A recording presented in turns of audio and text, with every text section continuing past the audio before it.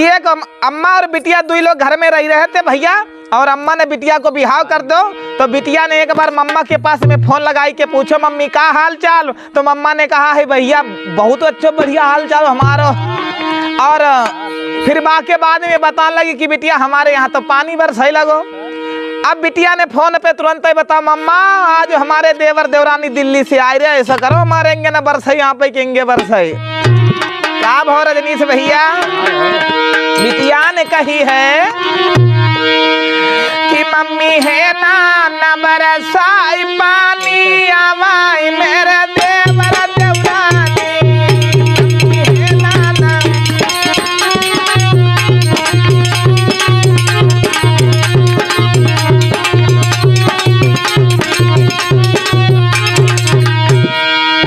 आज वो बिटिया लगाए फोन कान में बताई रही रजनीश भैया, मम्मी है ना बरसाई पानी आवाई मेरे देवर देवरानी, मम्मी है ना बरसाई पानी आवाई मेरे देवर देवरानी।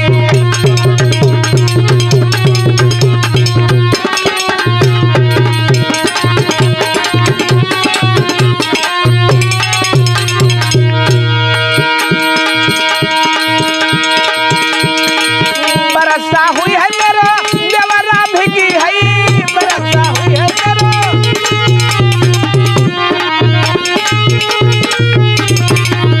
और बिजनेस भैया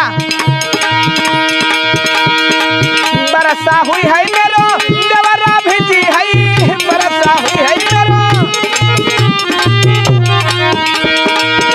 अरे होगी बड़ी परेशानी,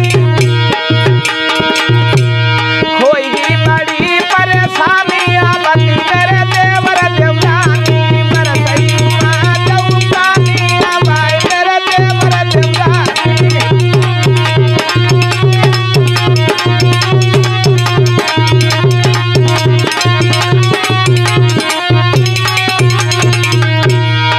आज बिटिया कह रही हमारे देवर आए रहे, अगर जो भीग गए भैया तो हमारे देवर को बहुत परेशानी होगी।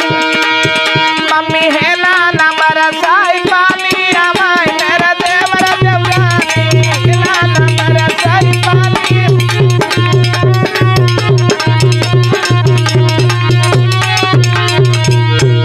और का बोली है बिटिया फोन पर रजनीश भैया, लाखन में एक देवर हमारो, लाखन में एक।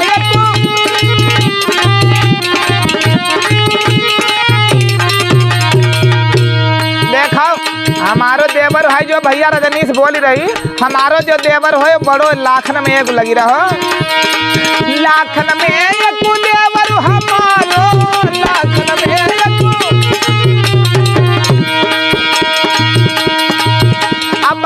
अब की उमरिया नादानी, अब जाकी उमरिया नादानी आवाई मेरे देवर देवरानी।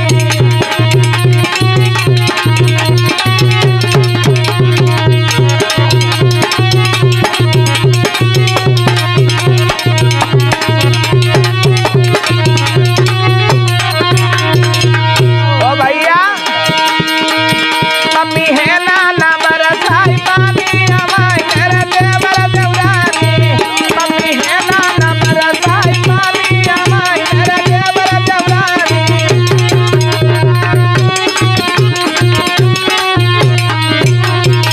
और का बोली रजनीश भैया,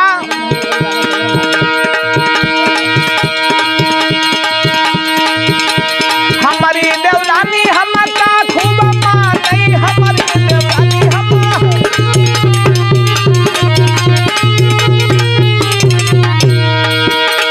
हमारी देवरानी मम्मी हमें खूब मानई, हमारी देवरानी मम्मी।